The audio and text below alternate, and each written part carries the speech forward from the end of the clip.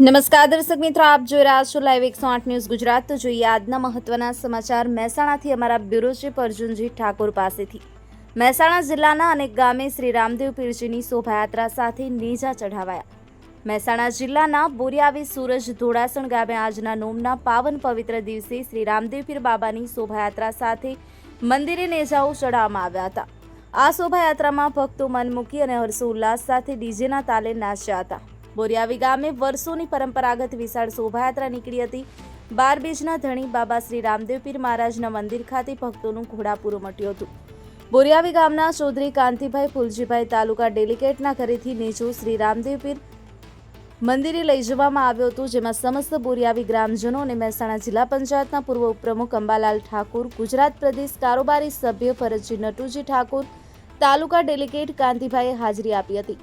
ઢોલના તાલે અબીલ ગુલાલની છોડો વચ્ચે રામદેવ પીર મહારાજનો નેજો નીકળ્યો હતો અને નિજ મંદિરે ચઢાવ્યો હતો। વધુ સમાચાર જોવા માટે લાઈવ 108 ન્યૂઝ ચેનલને શેર અને સબસ્ક્રાઇબ અવશ્ય કરશો। નમસ્કાર।